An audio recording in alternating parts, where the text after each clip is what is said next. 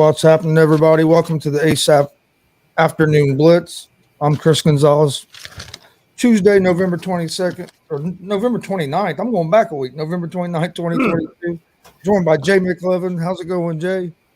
Having Hey, Thanksgiving it all is over again. wonderful, man. It is wonderful to be alive, my brother. And man, Miggy, big Miggy, man. I know this is your final season, man. What a time to be alive to see Miguel Cabrera, one of the best hitters in baseball, saying this is going to be his last season. Toast to you, my brother. And also joined by my Nate. How's it going, Nate? It's been a while, so I'm glad to be on. Disappointed after 2 days ago, but I'm glad to be on.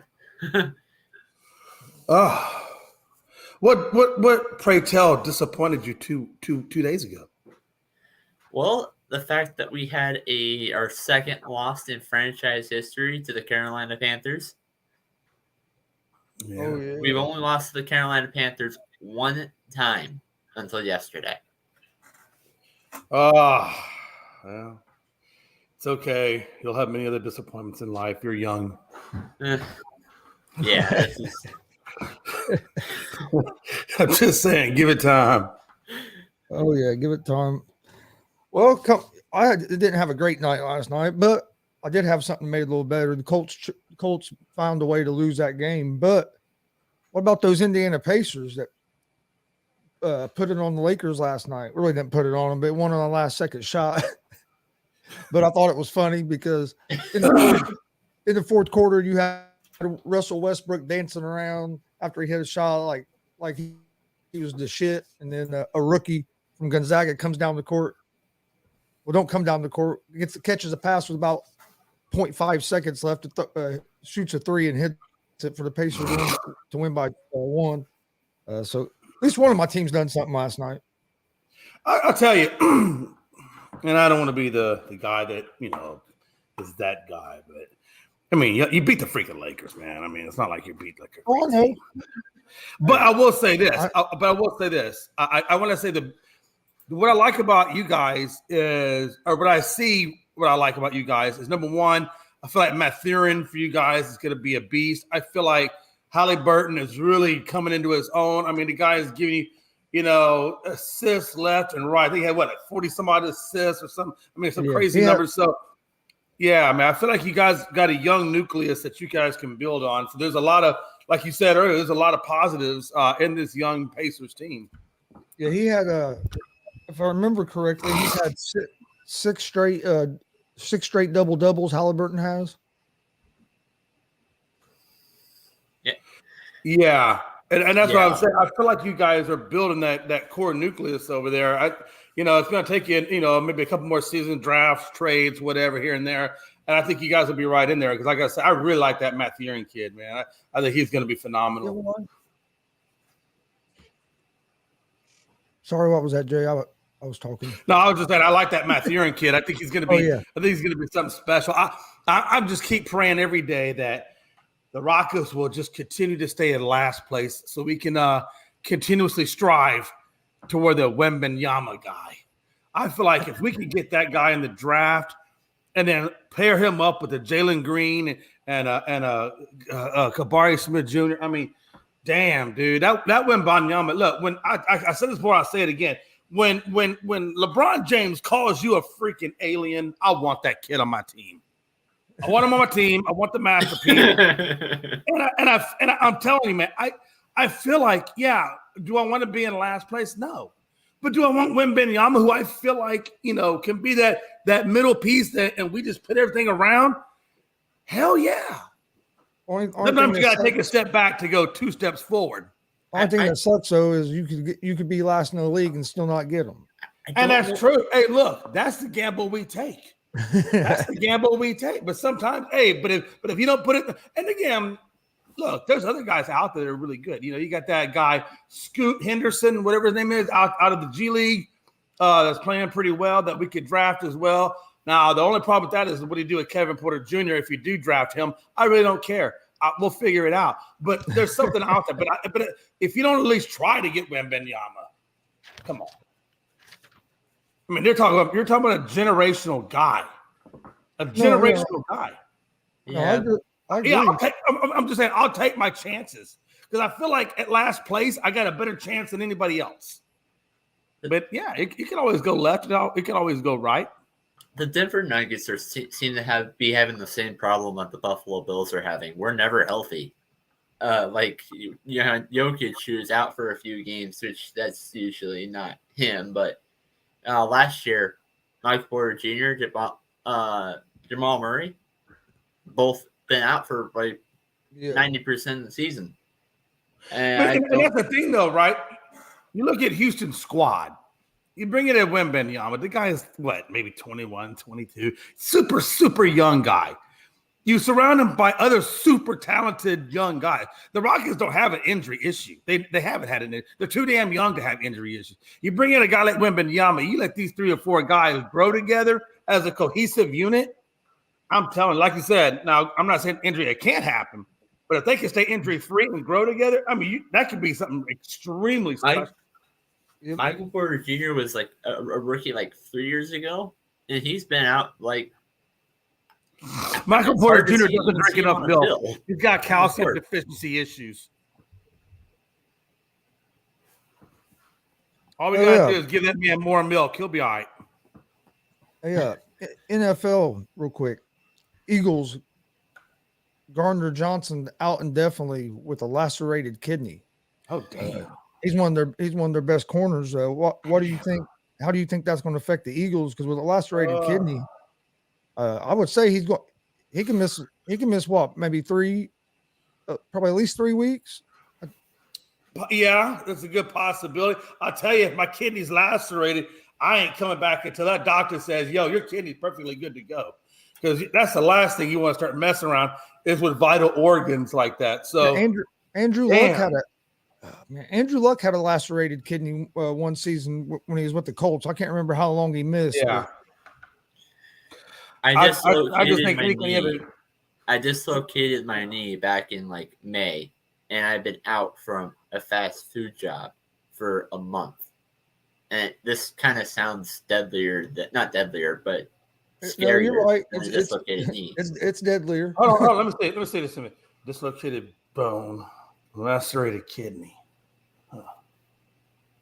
I mean, I'm not sure if I have to Google that or not. I'm gonna pray tell it. I'm gonna go on a limb here and say that a lacerated kidney could possibly be more deadly than a bone chip. Jerry, but no, in all seriousness. Hey, all seriousness, I'm telling you, hey, if I got a lacerated kidney, the last thing I'm worried about is coming back to play football. The first thing I'm concerned about is, yo, doc, do an MRI. Is my shit good? Am I fully healed? Am I gonna live? Am I endangering myself? No. Put me back in the lineup, coach. I'm ready to go. But if it's a yes, I'm going down to the Bahamas and chill. I'll see you guys when I see you. I'm gonna drink some protein-fed smoothies and relax and watch some water somewhere. They say right now they're saying he's sidelined indefinitely with a lacerated kidney. A decision on whether to place him on injured reserve has not yet been made. Well, I remember him getting hurt because he. Okay, I remember him getting hurt, but he took it was during that Green Bay game, like the first quarter of the game. You could see he was in a lot of pain when he left, and it was like hell. I wonder what happened, but man, that's no. I wouldn't rush back. That's for damn sure. I mean, I don't know what a lacerated kidney feels like. I've never, thank God, had anything like that. But I will say this: it's got to not feel well. And I'm sure he had to be in some kind of internal pain. I mean, that's just I feel like, like I said, kidneys aren't something you want to play around with, man. That's just not something. That you can just go to Home Depot and just say, aisle number 3, can I get a fresh kidney, please? No, I mean, you get 2 if you're lucky. Maybe you get 3 if you can find somebody to donate it to. If you're real lucky. Yeah, if you're real lucky, you might get that one person that's willing to donate one to you. But yeah, man, how do I think it's going to affect the Eagles? Look, that's still a hellified team. One guy down. it's just an opening for another guy to step in and prove his worth. And sometimes, when you're in the NFL ranks, that's what you got to do.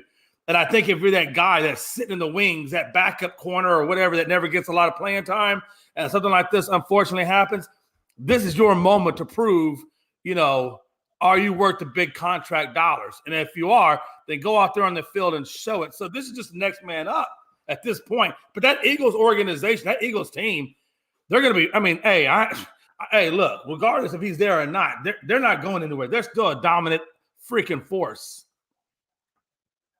So you can find that at Home Depot. Try one more. I thought about that, but I think you can get it if you go online. That's a special order item. I think you have to go online to get that. And there is extra charge for the dry ice and the cooler that requires in shipping. And hopefully it doesn't go to the guy next door that says, I want your kidney. I don't know. You don't get free shipping? Hey, look, man. I think if you're an employee with Home Depot, you might get a discount shipping. Okay. Yeah. Let's not get greedy, Chris. Ain't nothing free in this damn world, okay? I'm giving you a damn kidney. Shut your mouth. I'm giving you a kidney. I think you can pay for the damn shipping. No, come on. Hey, you might get that Amazon Prime discount if you want to go to Prime and get your kidney. God, what a time to be alive, man. The Browns activate Watson after the ban. What do you expect to see? How do you expect Watson to play this week after being out this long? I am so excited about this, man. What do I expect? I expect him to have rust. I expect his timing to possibly be a little off. But I will tell you this, if you're going to make a comeback, there's a couple of ways to look at this. Number one, the Houston Texans are hot garbage. So it will allow him to come back against a team that they can still beat, but allow him to work the rust off to get ready for the next high-level competition team that's out there. So this is a great tune-up game for Watson to come back. How else do I look at it? It's also a revenge game. Yo, Texans, you kind of screwed me over here on the pooch a little bit. So because of that, he could, because this is a revenge game, right? So, yeah, you get it Amazon Fresh. You're damn right you do, Anthony Price. Has anybody ever noticed, and my wife says that it's just an arrow that goes from the A to the N, the A to the Z, or the A to the N, and the Amazon logo. But I swear to God, that's a penis. I don't care what anybody says. That Amazon logo, look at it closely. It's a penis. And I can say the word penis because that's an anatomically correct nomenclature for the male organ, penis. Or you can put a space in there, and it's pen is. So we'll just say pen is from now on. Maybe that's more appropriate. It looks like a pen is. I'm just saying, next time you look at the Amazon Prime logo, just give it a look. What are you drinking? Some tea? Possibly. I don't know. At this point, I just go to the refrigerator. Whatever looks yummy that Melanie might have left in there, and I don't have to pay for, I'm going to drink it. And if this has anything that looks like a Dunkin' Donuts or a snowman on the side, yeah, it's got to be good stuff in there. I'm just saying. No, but honestly though, with the Eagles or excuse me, with the Browns, hey, look, I got Amari Cooper, I got Peoples, both those wide receivers in my fantasy league. So I really hope he goes off. I hope it's a revenge game from hell, and these dudes just light the board up. That's really what I'm hoping for. Well, Watson hasn't played in 700 days. Yeah, we're talking about a hot minute. His last game was January 3rd of 2021. It's going to be interesting. Correct me if I'm wrong, but wasn't he in a preseason game though? This year, didn't they allow him to play in a preseason? Because I'm pretty sure he played a few snaps in preseason. Well, one thing that does help him, Jay, also is that he's been able to practice. He's been able to practice with the team the last few weeks since like November, since like the middle of November. He's been able to practice. So he hasn't been practicing and getting some reps in. So that should help some. It's going to be interesting because Brissett hasn't played terrible for the Browns. how much patience are the Browns going to have with Watson if Watson comes in and the offense doesn't look good at all? Are they, you know what I mean? Well, they're going to have patience. They've got so much guaranteed money tied up into him that it almost forces them to be patient. It literally forces them. They're not going to sit a guy who has a fully guaranteed contract and not be patient. So I think he makes it to the end of this year, however he makes it. And then I think he really comes back strong next year. As long as he stays out of the massage parlors, he should come back strong next year. But I think they're forced. I think because of the amount of money that they're forced into him, that they have no choice but to be patient. He's been able to practice since the 16th. And he was allowed to work. He was allowed to start working out at the team's training facility on October 10th. So he's had a couple weeks of practice. Right. Cleveland's 4-7 right now.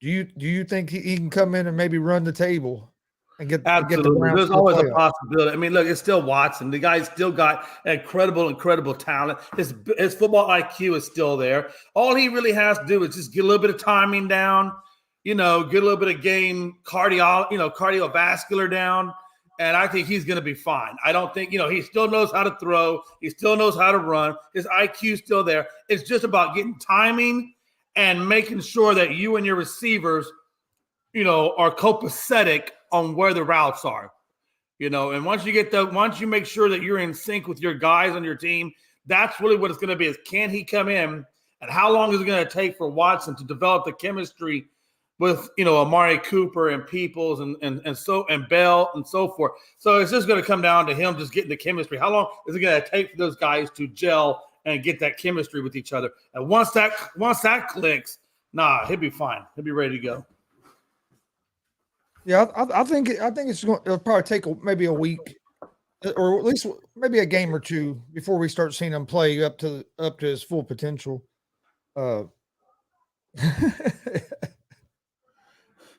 But no, and again, we don't use those kinds of words, Mickey. We say pen/is in his pants. But anyway, or keep his Amazon Prime in his pants. Let's just go there. Let's just keep the Amazon Prime in his pants.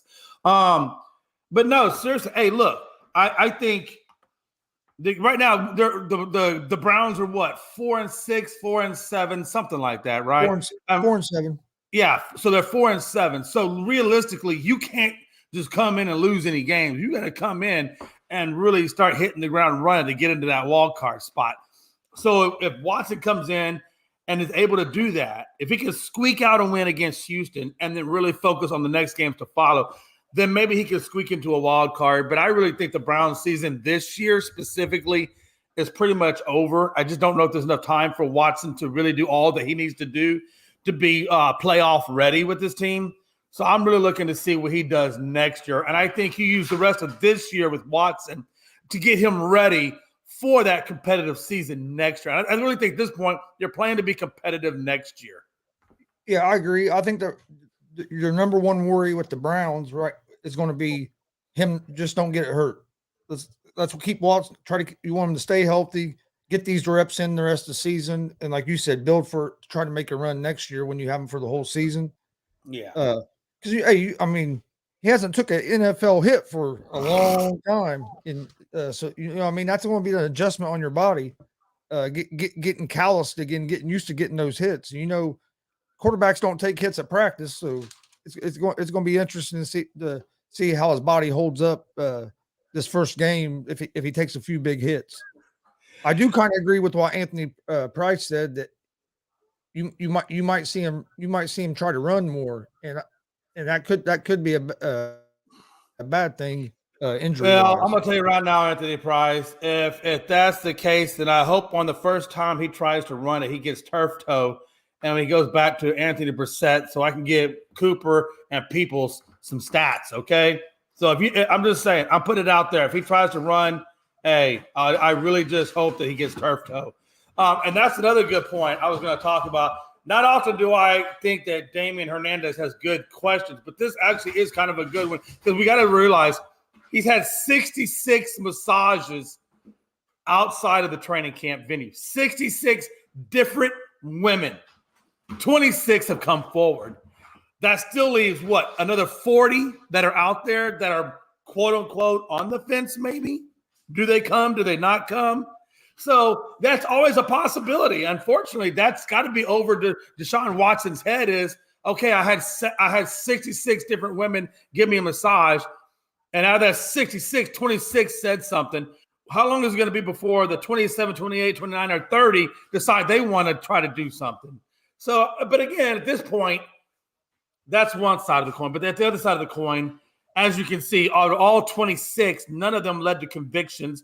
Maybe a little bit on the reputation lawsuit settlements. But at this point, if you're, female 27 through 66, and you decide you want to come forward, well, you got to understand that you basically have no case because you have waited so freaking long, and now you want to come say something. It's going to look bad on the women that try to do that. And I don't know if I'm a female, if I've waited this long, if I'm going to try to come out now, put my name out there, only to have it basically not lead to anything. And now, how is that going to make me look in the public eye?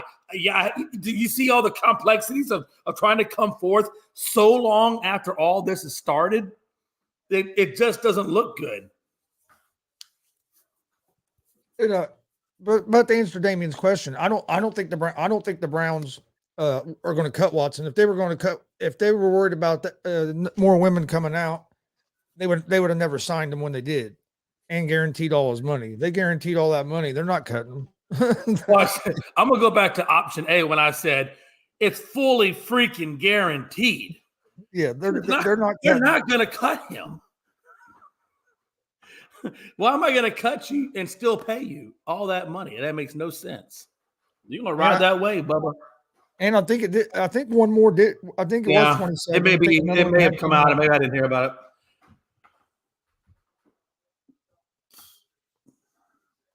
He said, "I'm sure the Browns have an out plan on that contract." I don't think they do. Not when it's fully guaranteed.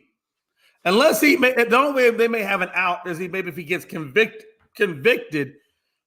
But even then, I don't think it's an out. I mean, if there was an out, trust me, we'd be talking about it. It'd be out there on the table already.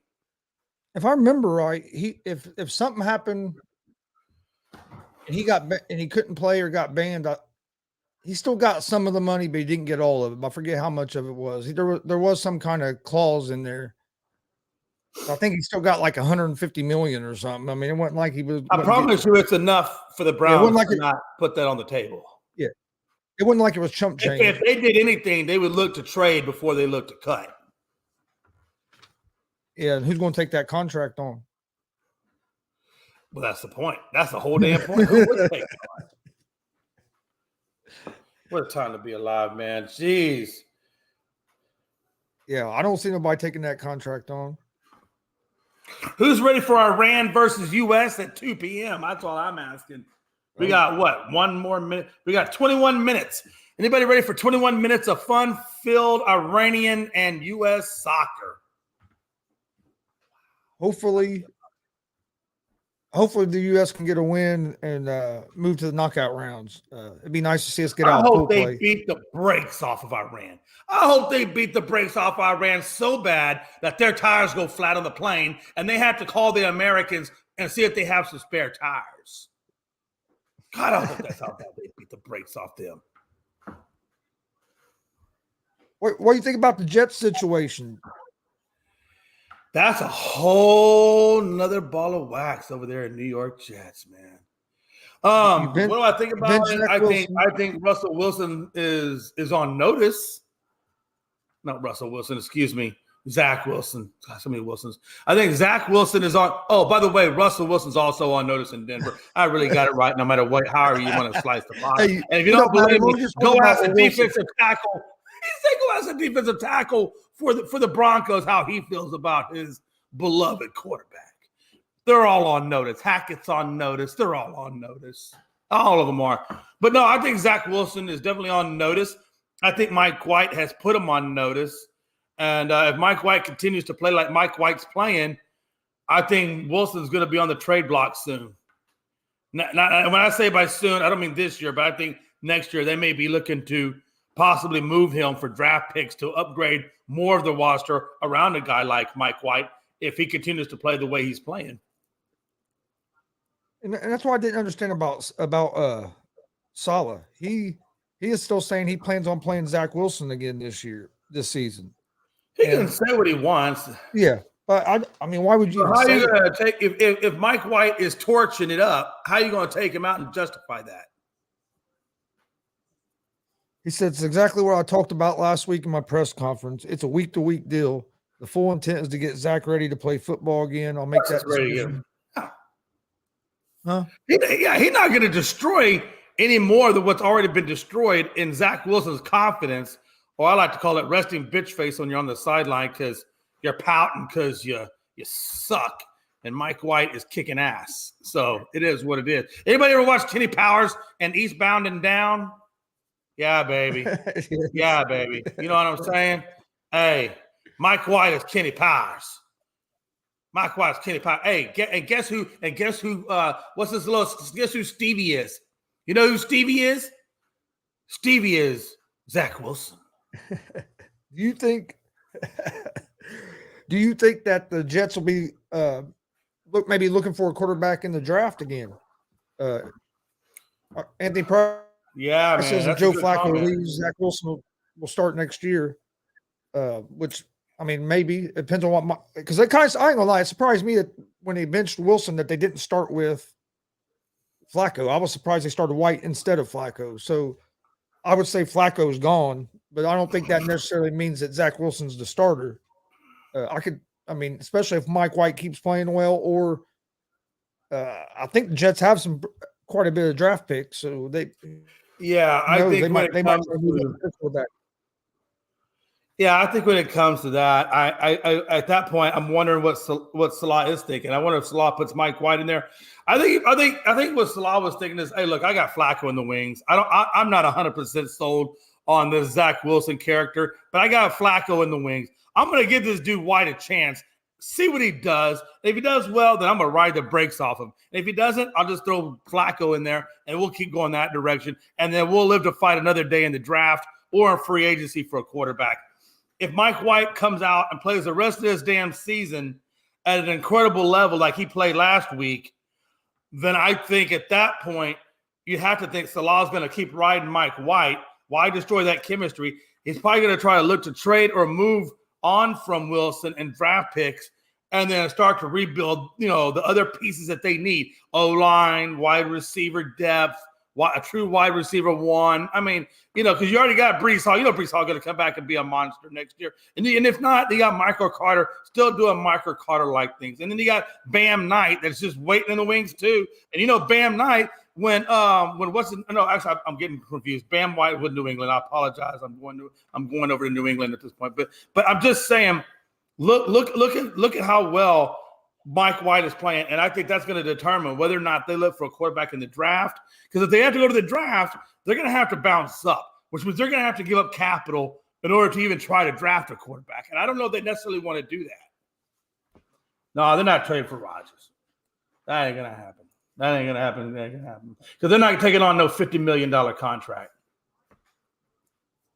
You think Matt Ryan? I say Matt Ryan's probably going to be back from one more season. I think the Colts will either try to move up in the draft and get a quarterback, or I'm still not counting Ellinger out. I think Ellinger, I'd like to see him at least give him a chance to play a couple games to see what he could do. He played one good game, and then or one decent game, one pretty good game, his first start ever. Then you play New England where the whole team played bad, and then they changed coaches, went back to Ryan. But just in the situation the Colts are in, because right now I think they're looking at like the 13th or 14th pick in the draft. Unless you can move up and get a quarterback, it's going to be hard to get that young guy that you're going to think is your franchise guy and start the first year. Right. I think they probably keep Matt Ryan for at least one more season. And I was right in my brain. My brain has just been left and right all day. Bam White does play for the damn Jets. I don't know. I just drafted him in the fantasy or waiver wired him. So I think and here's the deal too. So right now you got Breece Hall out for the season. You got Michael Carter who suffered a low ankle sprain, which thank God it was a high ankle sprain. So he he's day to day. He may play this week coming, or he may wait and play him next week. But if they do play him next week, like I said, you have Bam Knight that you have right behind. And Bam Knight actually gave you 69 yards on the ground and like 36 yards in the air. So he still has a lot of weight there if Carter can't go. So my point is the Jets have a good running back core. They have a good, decent defense. They just need a little bit of wide receiver depth at the wide receiver one, and they need to get a little bit more on that O-line because, as you know, there were like two different players, and I can't remember their brains, but they had two offensive linemen to start the season on the IR. So I know that offensive line for the Jets is a patched together offensive line. So this Jets team I think Salah's got it going in the right direction. I think it's just going to see how does Mike White finish out this season. That's a term where they go. But I would hate to see them give up any draft capital to try to move that far up in the draft for something that they probably really don't need, that they might have right there in their doorstep with Mike White. So I think that I think for the Jets, you start focusing on offensive line, wide receiver one, and then go in that direction. Same thing with the Colts. If you guys could snag up that one, because you guys are far enough down that, you might be able to snag that quarterback, in the top 10, whatever. And if that's the case, then I think you do take a chance. If not, then like we said earlier on the Colts show last night, I think you're looking at, like you said, offensive line. I think you're looking at wide receiver one. And then you roll with Matt Ryan because you got the stud right behind you. And I think you go that direction. You got the stud right behind them that they need to use more. Man, oh man, oh man, man, oh man. Hey, when a guy's, and we said that last night, when the guy's averaging 5.7 yards a carry and you're not running them, but maybe a handful of times, I'm not saying you should be fired, but I'm kind of hinting or saying that you should be fired.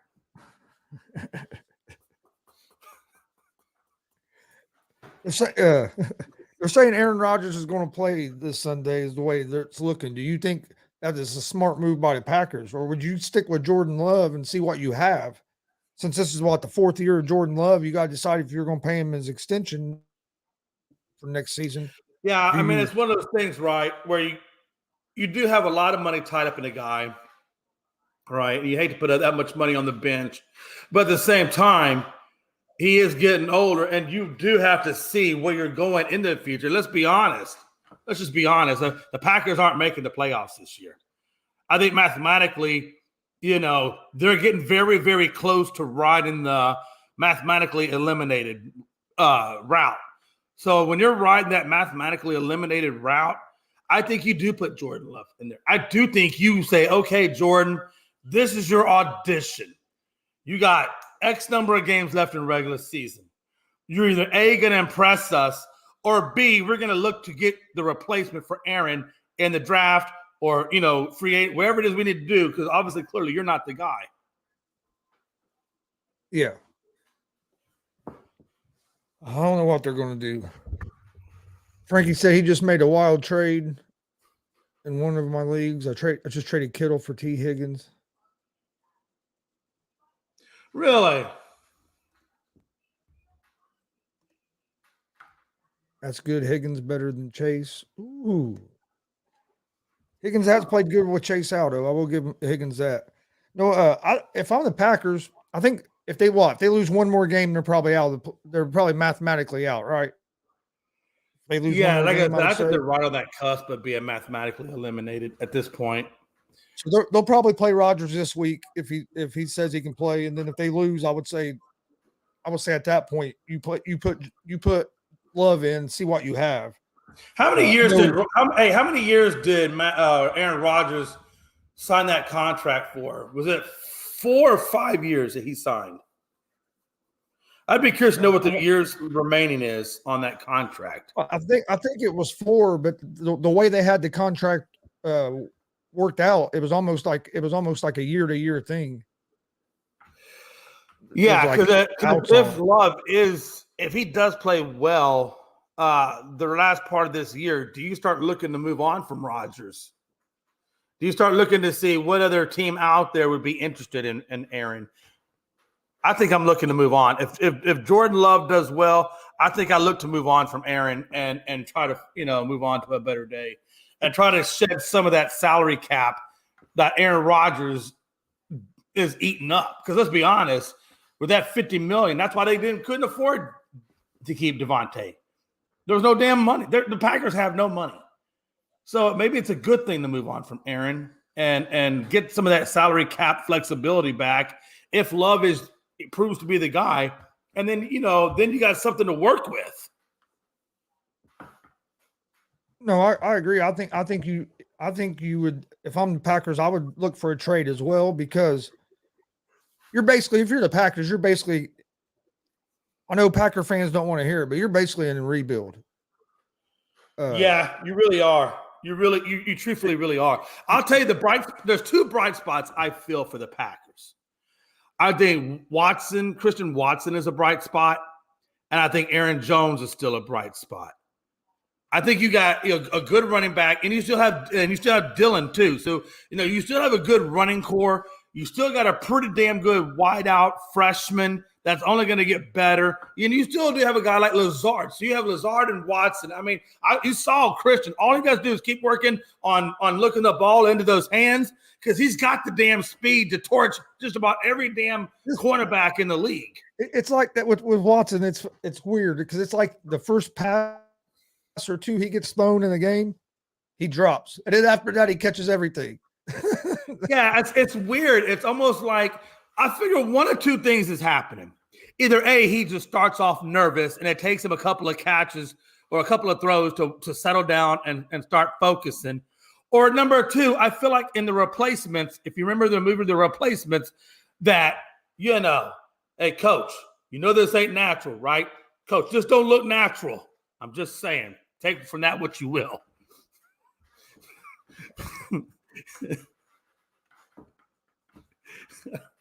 What a time to be alive, man. Jeez.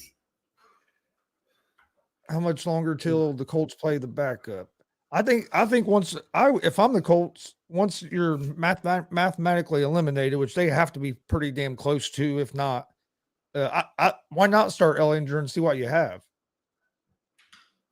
Kind of the same thing with as what we were just talking about with the Packers. Why not start your Ellinger the rest of the season, see what you have, and then you can word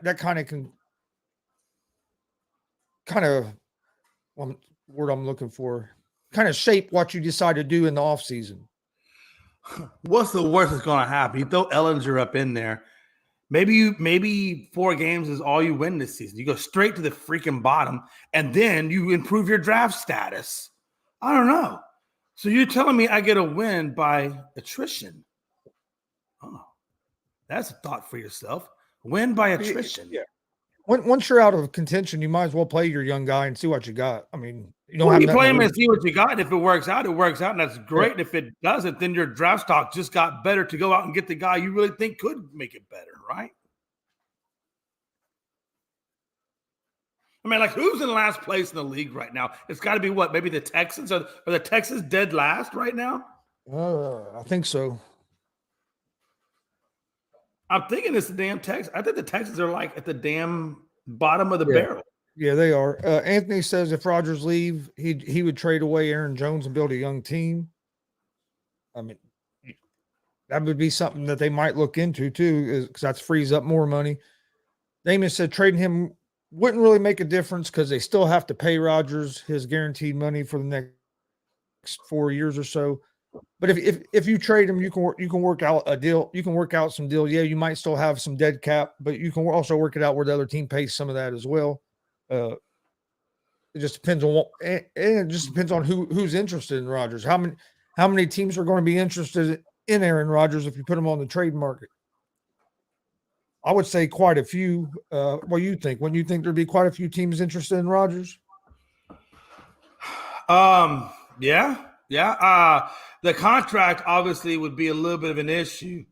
That would be the only hampering detail for that. But do I think I mean, again, hey, I'm sure the 49ers might be happy with Garoppolo. But again, Garoppolo is only playing because Trey Lance is hurt. So would maybe the 49ers say, hey, look, we bring Rodgers in here on a 2-year deal, and maybe he's the guy that can get us the rest of the way to the Super Bowl. We certainly got plenty of stud people in Elijah Mitchell and Bjork and Kittle and Debo and whatnot. So yeah, man, I can see the 49ers being, because he ain't going to nobody that's not a contender. Let's just be honest. If you're not a contender, why would Aaron ever want to go to that? He's already over there. So I can't imagine.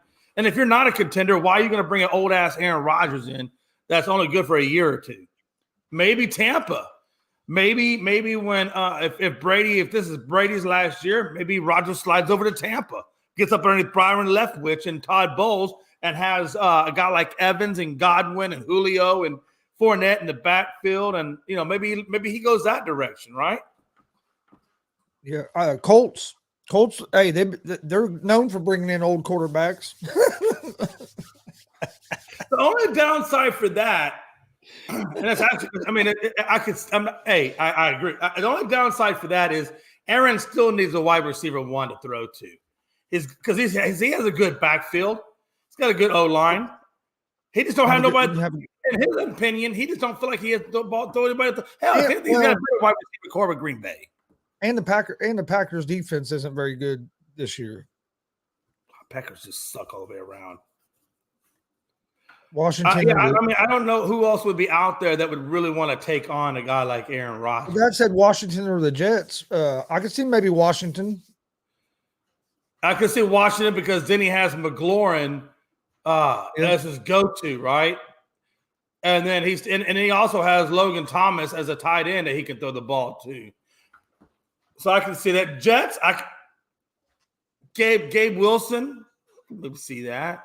I don't think the Jets are going to take a flyer on him. I think the Jets are still, I think it would be dumb, honestly, for the Jets to do that because they really need to see what they got in Mike White. I think, if anything, Aaron Rodgers would only delay the inevitable even further for the Jets. I think it would actually cripple the Jets to bring Aaron Rodgers in more than helping them long term.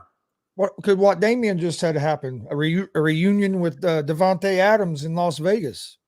Nah. No, the Vegas ain't. No, they're not bringing in Aaron. They got Carr. They're not going to move on. They're not going to want to do that. He said no. He said no. Washington don't want him. Now I don't think he goes to the Lions either, man. I don't know that the Lions would be an attractive choice for Aaron. Number one, and number two, I don't know that the Lions are completely not sold off on him. If the Packers do trade, if the Packers were to trade him, I don't think it would even be an individual thing either. I don't think they're I don't think they're going to mess with the individual thing. I say that, but they let Brett Favre go to the freaking Minnesota Vikings. No, he went to the Jets first. He went to the Jets first. Yep. Yeah, and then from the Jets, then he went over to Minnesota, which I think is kind of funny because if you know anything about Green Bay, they're all about loyal people. Hell, the damn named a street after Brett Favre. Now he over there playing in the purple, and they hate the purple. He's over there playing more than just the purple. He's about ready to be playing in orange. He needs to be playing in orange. I wish he was playing in orange. Brett, I'm sorry, but you got to go down, Bubba. They're taking money from the welfare. You got to go down for that shit. God, go down. But I definitely think that I think the best upside there is Mike White and the Jets. For me, I feel like out of all the storylines that we've been talking about so far, that Mike White really is super, super intriguing to me. Yeah. Said Raiders fans are already getting tired of. Man, they're not getting. You know what? I don't know if they're getting. Hey, stop it! I hear Blue in the background. Man, that's because he thinks that dude's going to give him some food that's going into the door, and Blue's very food motivated. But I love that animal. Hey, he's like my mini me. Funny thing, I said Blue's my mini me. He turns around and looks at me like, "Go fuck yourself." But anyway, but no, man. Look, I think with Carr, I don't think Carr's not the issue with the Raiders. It's Josh freaking McDaniels because they didn't lose anybody. If anything, they upgraded in personnel. Mm-hmm. You know what I'm saying? You lose a Henry Ruggs, but you're bringing a Devontae Adams. I think the Raiders just made a horrible, and I said this at the beginning. I know a lot of us were saying that. I don't think anybody really truly felt like Josh McDaniels was going to be a great head coach. I think he's a really freaking good offensive coordinator, but I think that's where the buck stops. Yeah, I don't think Carr was the problem in Las Vegas. I agree. I think the problem in Las Vegas is the new guy, Josh McDaniels. I mean, look what this team did last year. Look what they did last year with, I can't think of his name, but the interim coach that took over after I can't think of his name either, to be honest. John Gruden got let go. Look what he was able to do with that team. That team played hard for him. Derek Carr played good. They end up going to the playoffs. And then this year, you have pretty much the same fucking team. Yeah. And you added, well, a lot of people thought it was the best wide receiver in the league. And then you add this coach, and it all goes to hell. So how can you put it all on Derek Carr? If you look at it from when they've had some success. Yeah. If you look at it from a scientific approach, take the opinions out of it. Take all the opinions. Take everybody's opinion out of it, because opinions are like assholes. Everybody got one. Take the opinions out of it. Go straight to the facts. Go to what science tells us. Science tells us what was the constant. The constant was Carr. What was the variable change? The coach. And now, what was the difference? The difference is you went from being in the playoffs to being at damn near last. No, those are the facts. Just like Dad's saying, it's the coach and culture. Yeah, coach and culture, man. I'm telling you. Damien says Carr has been with the Raiders for 8 years, had multiple coaches and weapons, and done nothing with the Raiders. How's it not his fault? Honestly, Damien, what you just said kind of goes to our point about that it's not Carr's fault. Yeah, he's played with all these different coaches and been able to pick up the new systems and still have some winning seasons. So he hasn't had no stability there. Look at everything he's had to deal with. You have John Gruden. You bring in Antonio Brown. Look, he had to deal with that situation. Then Gruden gets fired. You have to deal with all that. Plus, people forget Carr was having an MVP season before he broke his leg or whatever that year. And on the flip side of that, let's look at the flip side. Take a guy like Trevor Lawrence, for example. Again, we'll do the same scientific experiment. You have Lawrence there who would look terrible his first year, but who was his coach? Urban Meyer. You bring in a different coach, one who was a quarterback, one who has experience developing quarterbacks, and now where is Trevor Lawrence and where are the Jags? You just had Trevor Lawrence give you the game-winning drive last week, and now we're looking at Trevor Lawrence in a different way. So you have to look at, one, the difference maker in the Jags was Peterson, because he was able to take a guy like Lawrence, develop him in the pro style, and now look at Lawrence now versus Lawrence last year. So take a guy like Carr. He's a veteran. He was in the playoffs last year. How you say he didn't do anything? He was in the damn playoffs last year. Come on now. Let's keep it realistic. He was in the damn playoffs last year. And he didn't have Ruggs. And he didn't have a consistent coach. And he had the front office in turmoil. All this crap is going on. But what was the one constant? The one constant was they had a good interim coach. They had a great quarterback. And no matter how much bullshit the Raiders put that man through, he was still made it to the playoffs. So what are we talking about? What are we talking about? World Cup, still 0-0. Only been That's playing on for Fox, like 3 right? minutes. Yep, I've been playing for like 3 minutes though, so can't get too excited. But I said, hey, we just got underway, Gonzo. Dang. Okay. Yeah, and the United States has to get a win or they're out of the World Cup. Yeah, and then again, Josh McDaniels never had a wide receiver, according to Anthony Price, like a Devontae Adams. I don't know, did he? Who was offensive coordinator when Randy Moss was there? Who was offensive coordinator when Edelman was there? I mean, those are pretty good wide receivers, right? Last time I checked. Was he there when Moss was there, or was that when he was in Well, Denver? I thought he was. That's why I was asking the question. He might have been. I'm not 100% sure. I might need to be fact checked on that. Yeah, the front office is still a problem.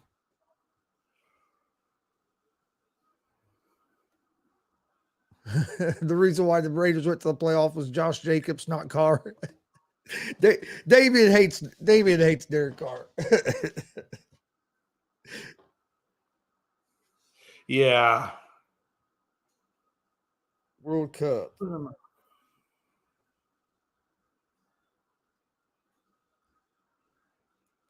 What do you think about the Astros? It was Josh McDaniels, baby. Was it? Okay. Yeah. I wasn't for sure. So I'm just saying, hey, Josh has worked with some. My point is, Josh has worked with high-profile receivers: Randy Moss, Edelman, Welker. I mean, the problem is that, and I think that's why Randy Moss, Randy Moss, I don't think really truly fit. I'm saying fit. I don't think he truly fit into New England. Randy Moss was a deep threat kind of guy, and that was not Josh McDaniels. To Anthony Price's credit, that wasn't Josh's standards. That wasn't Brady's forte. They were the dink and dunk, 5, 10, maybe 15 if you're lucky, approach along with backfield like Kevin Fox, pass catching running backs. Obviously, Gronk that gives you that little 10, but then gives you like 30 yards after the catch. I mean, the dink and dunk was their they relied on the yards after the catch in New England. Oh, absolutely.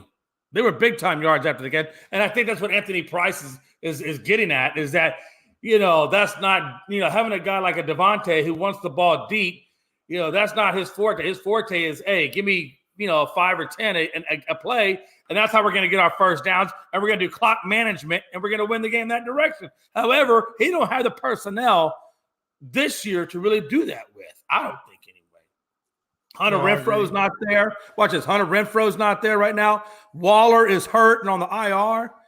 I mean, come on, man. Damn. Yeah, look at that team for what it really is. I was going to say that's our thing. We a lot of us trash on McDaniels, which I don't think he's a good head coach, but the Raiders have had a lot of injuries to some key players. Oh, absolutely they have. And people don't understand that. By people, I mean Damian Hernandez. And then you have the Broncos who, like you said earlier, defensive end wanting to fight, ready to fight Russell Wilson. I think that team's about ready to implode over there. I think Jay. I thought you froze up. No. I just seen something that Logan posted in reference to Lamar Jackson saying he's a Bears now. I got to get more of what I don't know if he's being silly about that or what. Oh, by the way, Minnesota T-Wolves, Karl Anthony Towns is expected to miss 4 to 6 weeks. Wow. Yep, but that for him, he has a high calf strain. I've never had a high calf strain, but I've heard those are pretty painful. Oh, I bet. And quick. Okay, so Logan says, my sources tell me Lamar Jackson is on the Broncos now. I don't know, Logan. You might want to put some more depth into your sources. I don't know. What are we talking about? And real quick before we move on, happy birthday to Logan.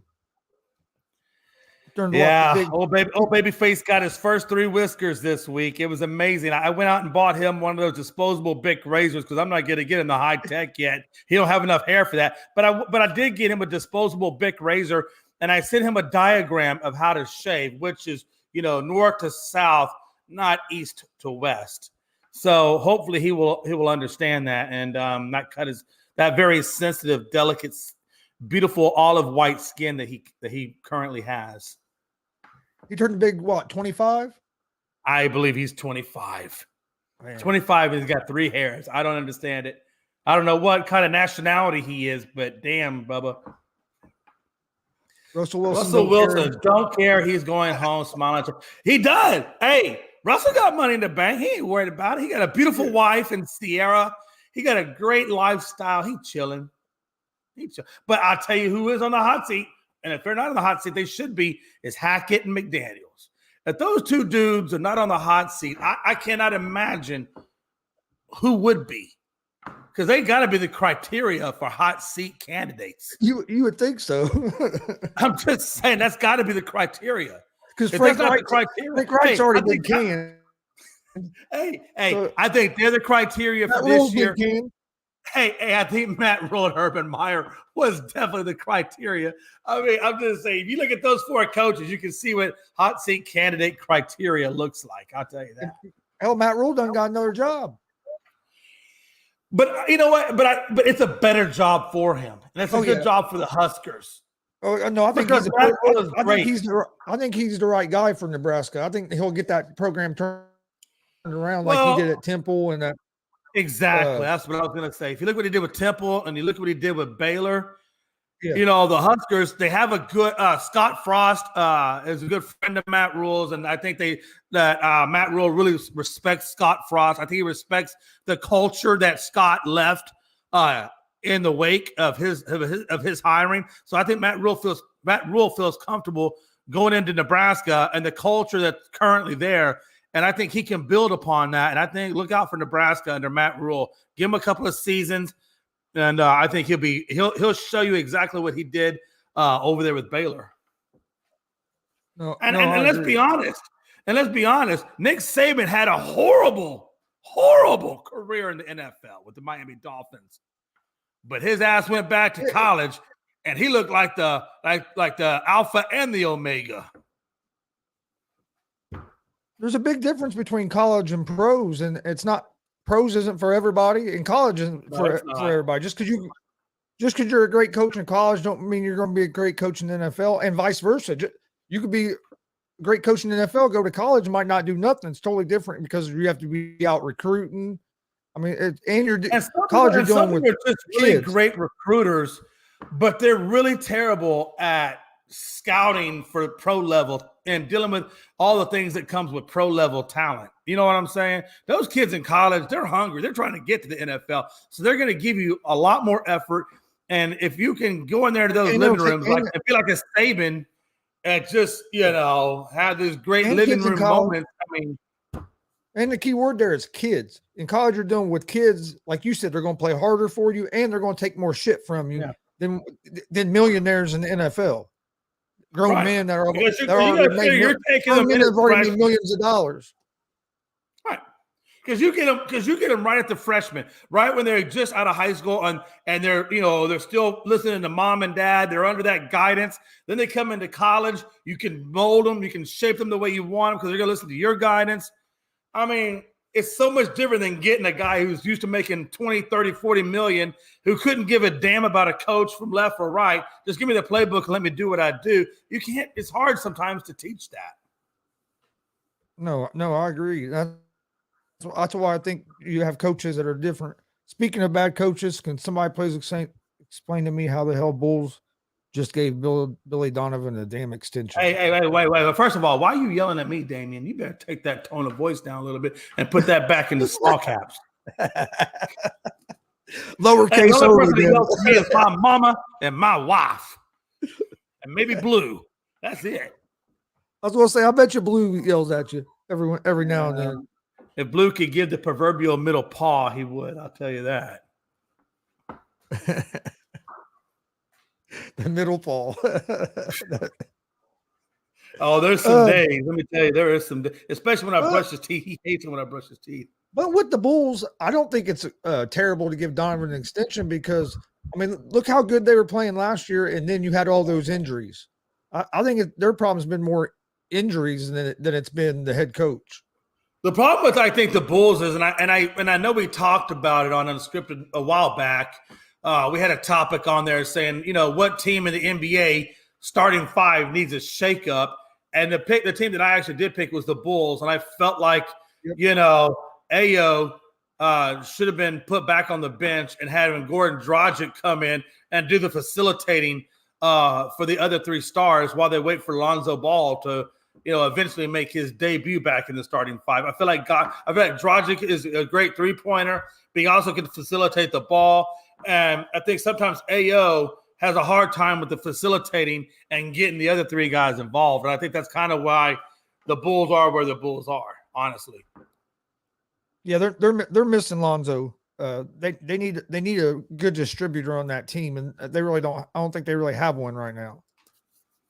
Kind of what? Yeah, I mean, Ayo is really good coming off the bench. He's fine in the bench role, but I think, and I'm not saying that Goran Dragic is the answer either, because he's 36 and he's not Alonzo either. So, but I do think for what you have to work with until Alonzo comes back, he's probably going to be your best option at that point guard spot.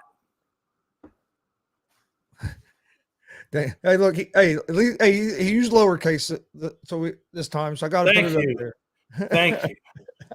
Thank you. I appreciate that. He says he sucks as an NBA coach, doesn't make changes in the rotations. And Damon, you might be right, because I'm sure you watch a lot more Chicago Bulls games than what I do. I watch Pacers. I do watch. Don't get me wrong. I keep track of what's going on in all the other games as well a lot, but ain't like I sitting down and watch a whole Bulls game that many times.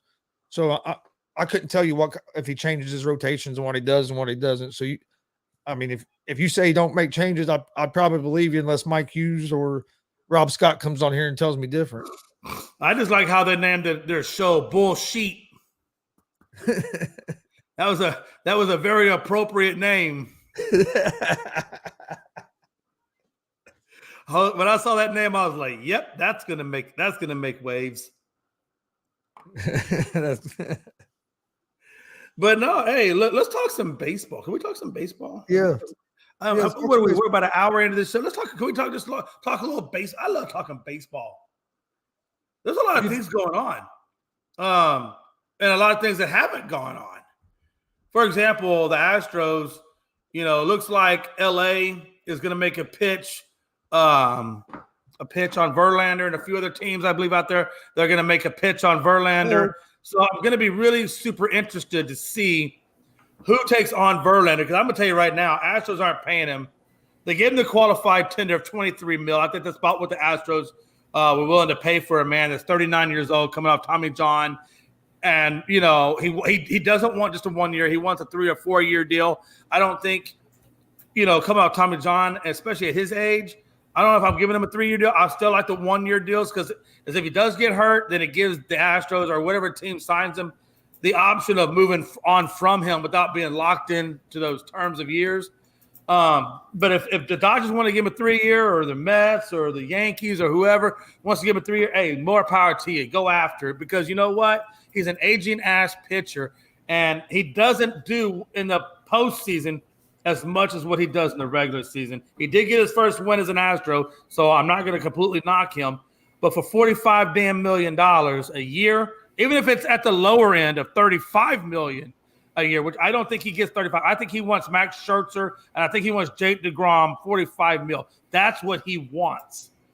And whoever pays it, hey, more power to you. The Dodgers want to take on that and add him into that already injury-riddled rotation that they currently have of starting pitchers, so be it. But I think the Astros' top 6 right now of Abreu, Javier, and McCullers, Garcia, Urquidy, and Brown, we don't need $45 million pitcher. We got plenty of that. What we need is guys like Abreu that we just signed, and a few other smaller guys to fill some outfield needs that we have.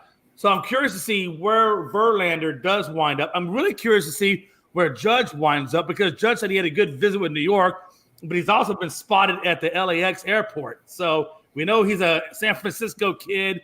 We know that the Dodgers may have possible interest. What is y'all's thought process on what's happened or hasn't happened in baseball as of yet? What's up, Nate?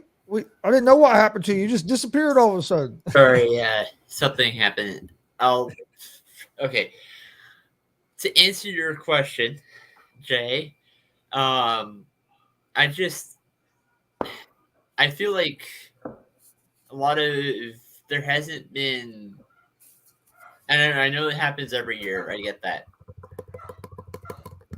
There hasn't been a lot of big names signings or trades recently, I guess is what I'm trying to say. It's been a little slow, but what I'm trying to say is it's slower than the years in the past. It is. I mean, if you look at the free agent wire or in the transactional wires, you haven't seen a whole hell of a lot of movement. I mean, it's been very, very little, odds and end pickings. I think Abreu probably was the first big signing that I've seen so far, right? I do like. I heard that the Reds are working on maybe getting Johnny Cueto back. I would like that. I was just going to ask you that. Are you surprised that the Reds have not been more involved in free agency? There's a lot of good people out there via free agency right now. Yeah, there is a lot. I'm not surprised just because it's the Reds. I'll tell you right now. Hey, if you just look at the Astro free agents that have not been signed that are currently out there, the Reds could benefit off a couple of those. I'll give you an example. Michael Brantley is out there. Great contact hitter for the Reds, or could be. You also have Yuli Gurriel, that badass first baseman defensively, but also shows up in the playoffs really, really well. Yes, he does have a slow regular season, but from a defensive standpoint, that really could be beneficial for the Reds. They're saying that I see here that says Cubs backup plan is Jacob deGrom. Yeah, I heard that he's Rangers are trying to get a lot of pitching, and that seems to be a lot of big popular name for the Rangers as well. God. But do you really want to spend $45 million for a guy in his 40s? I don't know if I want to do that, or even mid to late 30s. No, but that's better than what we have now. But is it really? I mean, honestly, I'm not saying Jake DeGrom's not a great pitcher and will he give you a winner or, give about 10 or 15 wins? Yeah. But if you're a team like the Rangers, you got a lot more positional needs that $45 million a year could be addressed on. And then I just read that the Astros are been rumored that they're interested in Benintendi. Yeah, I don't really want them to go after Benintendi. He has a lot of injury issues. That's why I don't think we really need him. And he's gonna want to get paid. And I just don't feel like they're gonna want to go after Benintendi because they don't think Jake Myers, which I agree with them in center field, is the answer. Because Jake Myers is a great outfielder, but he strikes out a lot. And I think that's what they're looking at Benintendi, is to bring a Benintendi in to put him in the outfield to help with that, because they are losing Brantley, which is another outfielder that they have. So I think they want to bring a Benintendi in to, number one, replace a Brantley, and also to replace a Myers in the outfield. So if they want to bring in Benintendi, that's fine. Astros, physicians, please do your due diligence in evaluating them, please. That's all I'm asking.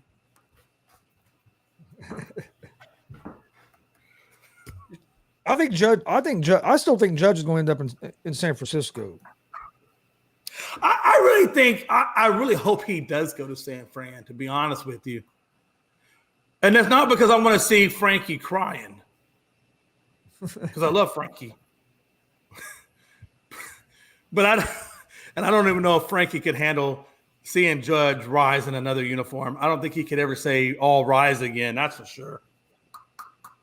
I love it too. Hey, Gonzo. I kid you not. Hey, when the ALCS was going on between the Astros and the Yankees, and when Aaron Judge would come up to bat, Frankie would say, "All rise," and then that fucker would strike out, and I would say, "All sit back down." Man, I told Frank, I said, "Man, I hope to God the Astros and Yankees are in the ALCS. I just want to talk some more smack."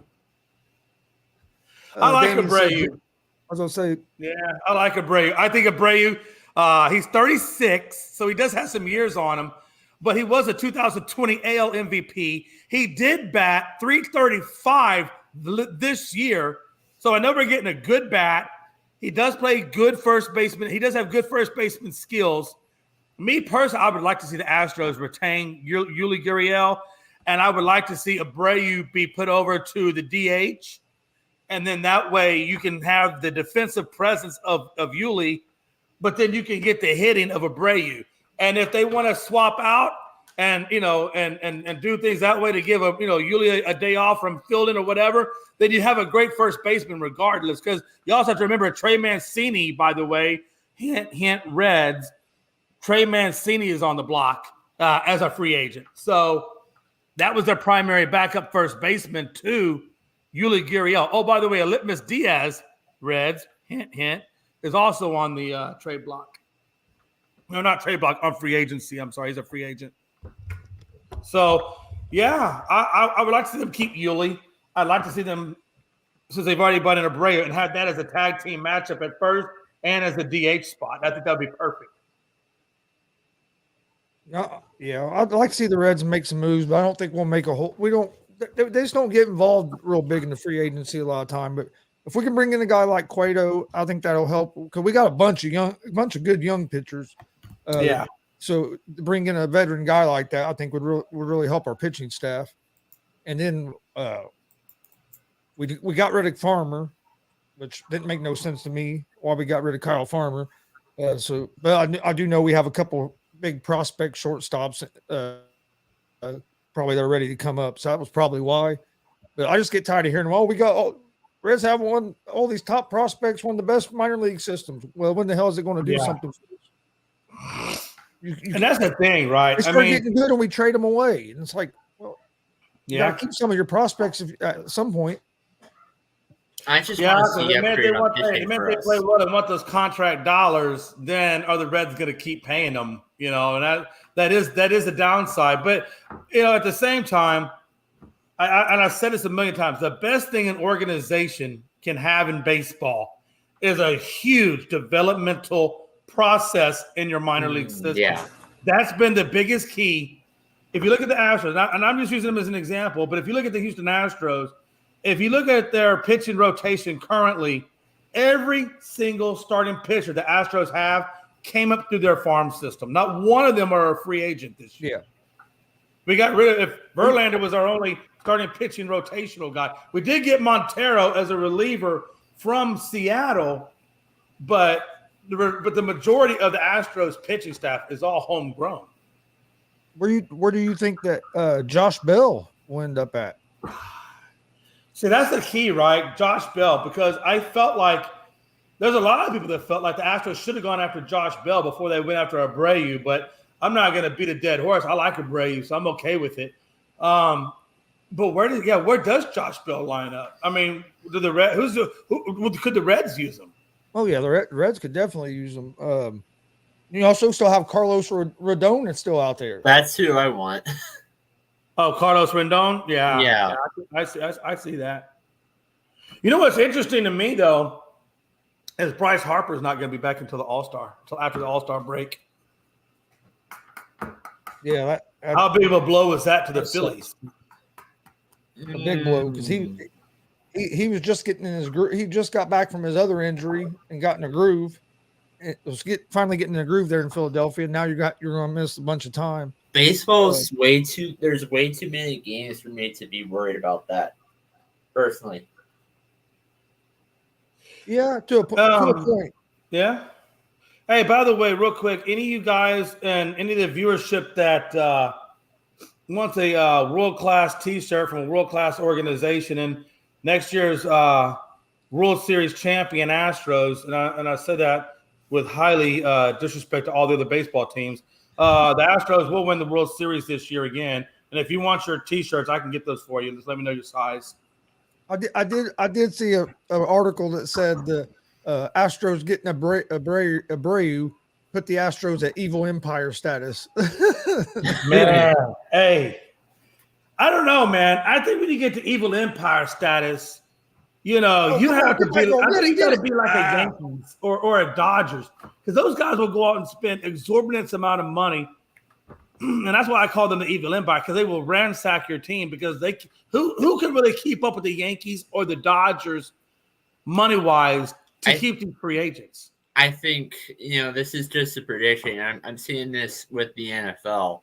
I think that's going to hurt the Dodgers going after all these big name free agent guys. Right. At some point down the road. And I'm seeing this with the Rams. They sign all these players, but they don't have any draft pieces. Now you're right, they don't. The Rams lost. And they just they just let go of what Bellinger, right? They did not give him a tendered offer, which I thought was good for the Dodgers, because Bellinger is just horrible. So I thought that was a good part. They still got to figure out what are they going to do with Joey Gallo now, because Gallo's not anything special either. I think they should cut bait from him, trade him, or outright release him. I don't think Gallo's anything good. Well, and I don't think it affects as much in baseball. I see your point, Nate, because that is a good point. That's a real good point. But in NFL, it even affects more because you have when you go all in like the Rams did, you have a small window to try to get that Super Bowl or one or two Super Bowls, and then you're basically in rebuild mode because, like you said, you have no draft capital. In baseball, just because there's no salary cap, it's not as big a deal except for your like smaller market teams. If a smaller market team goes all in, they know they got a small window because their team ain't going to pay. They're not going to pay luxury tax and all that shit. Speaking of cap and luxury tax, I personally would like to see baseball put a cap in or a luxury tax in, and that just basically makes it more or evens out the playing field a little bit for the smaller market teams, right? I mean, if you can't compete because there's no cap, I mean, if you're going to be a Yankees or a Dodgers and give this exorbitant amounts of money out, well, you should be taxed on over a cap to facilitate, evening out that playing field. What I'd like to see instead of a salary cap is put a minimum salary that each team has to have. So you don't have these teams that are only spending a couple $100,000 compared to these teams that are spending all that money. You see what I'm saying? Put an incentive, put a thing in there where it makes these teams try to be competitive. There should be a bottom line that you have to at least be spending this much money, or there's some kind of penalty. Then to me that makes you know what I mean? It keeps these smaller market teams from not spending money. But I think it was the Tampa Bay Devil Rays, and I believe it was the Devil Rays that got a World Series with a very small.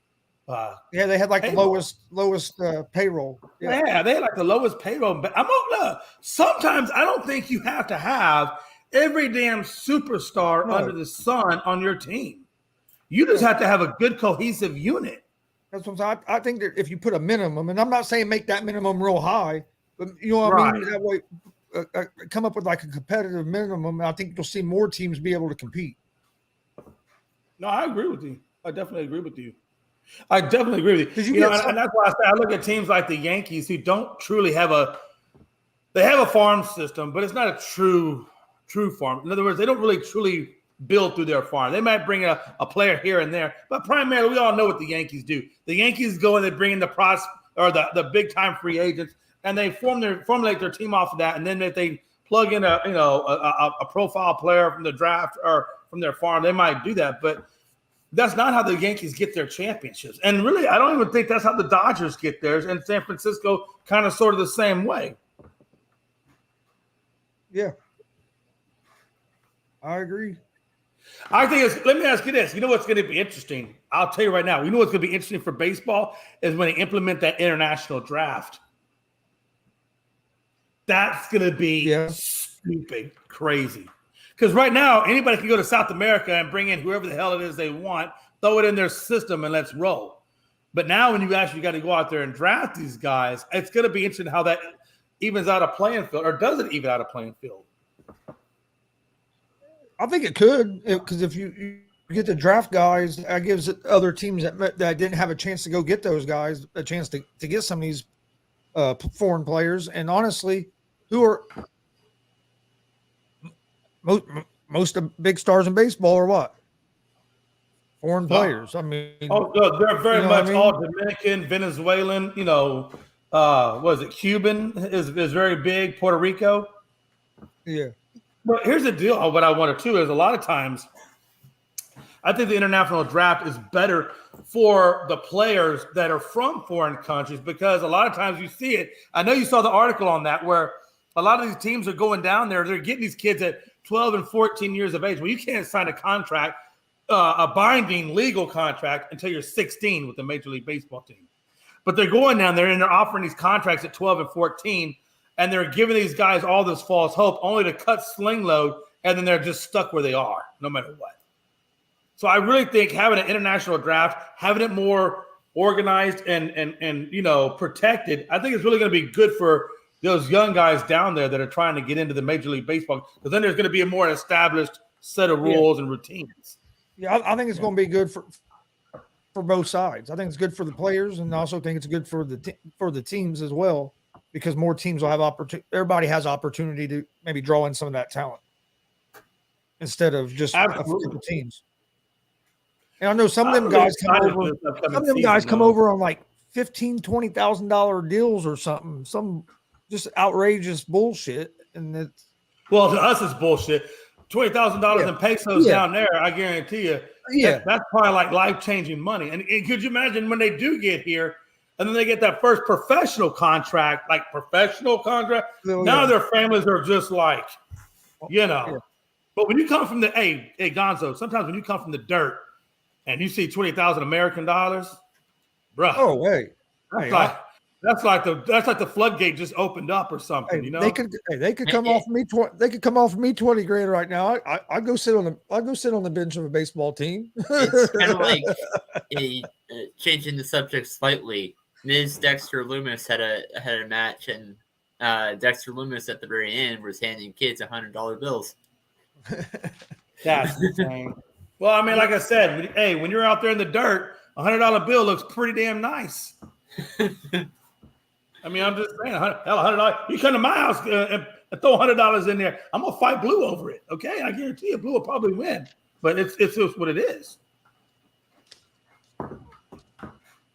No, yeah. Hey, $100 bill. Anybody will fight over $100 bill, especially this time, especially the way the economy is right now. Boy, I'll tell you what. Where I work, we don't take $100 bills. Yeah, there's a lot of stores, and not really stores, but like restaurants and gas stations and stuff that won't take $100 bills, which I hate. Because it's hard to break. I think for them, it's hard to break $100 bills. It breaks because they get so much money in that drawer when it first comes out. They can break a 10, 15, 20, whatever over. But when you start talking hundreds, that's a whole other matter. Yeah, and you get people counterfeit shit. Off. Sorry, the echo went off. You get people doing all the counterfeit stuff as well. Not to switch another subject, but I know yesterday me and Gonzo we were talking about the OBJ thing and how would that affect teams going out. And the Cowboys, Jerry Jones just came out and said, the man was sleeping. We don't give a damn. Just let me know when he's going to be here to sign this contract, please. Yeah. Jerry Jones unfazed, quote unquote unfazed by whatever he's got going on. Do you think they're going to get OBJ, or you think? I think they get OBJ. I don't see any other team that's going to take him. I think Cowboys get OBJ. They throw him on the field. He'll be kind of a decoy almost, and I think OBJ is going to serve the same role with the Cowboys that Amari Cooper served when Amari Cooper was getting double teamed. And Gallup was only having single man coverage, and he had a over 1,000-yard season. Imagine what CD's going to do on top of that. So I think it's going to dramatically change the offensive scheme for the Cowboys if they bring in a guy like OBJ. And all he's got to do is run his routes. How the fuck did that even happen? What happened? Wire got all tangled up, and I'm trying to figure out how it happened. Nothing's been moved. I've got a few top 10 reasons. Would you like me to listen? No, I'm kidding. I don't know how it happened. Nothing's been moved. Nothing has been moved since last night, and I don't know. Unless the dog might have been over here messing around. Who knows? My thing with OBJ is how effective is he going to be after a second surgery on that knee? Yeah, exactly. And I think that's the kicker, right? And that's why a lot of people don't want to give him the 3 or 4 year deal, which is what he's seeking. He said he's tired of living out of suitcases and he wants a 3 or 4 year deal. If I'm the Cowboys, I think I give him a 2-year deal. And I'm gonna be like, OBJ, look, this is all I want you to do. I'm not playing you every snap. I might play you 60% of the snaps. I'm gonna have you 40% off. And in that 60%, all I need, look, you're just out there as a decoy. You're out there to take the pressure off of Gallup and CD so they can go single coverage and do what we need them to do. So I think OBJ he's not going to come into the Cowboys to be the star. He's just going to come into the Cowboys to be a decoy to help out the other receivers do what they do. Just like Amari Cooper. Amari Cooper was getting paid $100 million, but he's only getting you 835 yards a game. He wasn't a star. He didn't have to be the star. He just had to be the decoy for the other two guys. Wait a minute, 835 yards a game? That's a lot of yards, dude. No. 835 yards for the season, guy. You said for games. Listen, do you see this instrument? This instrument in Vietnam was a death torture device. Do not make me come through Amazon Prime. I got a pen here. No, that's an instrument. Hey, he owes up a whole damn briefcase. Hey, Nate said he's ready to travel. Let's go. Clarinet case. With the OBJ, if I'm a team. Yeah, that's better than only a straw. Hey, clarinet. Hey, you can use a clarinet as a pretty nasty weapon. All I know is, I know two things. Number one, does Nate look like he could have been one of the characters from American Pie? I knew that was coming. Number two, if anybody ever walks up to Nate and says one time in band camp, Nate's got a heart on. How do you know I'm not one? Hey, guess what, guys? Guess what? USA has the lead. Damn right we do. But next time you say it, I need you to say it with gusto, which is USA, USA, ole, ole, ole, ole. Hey, Jay, is this better?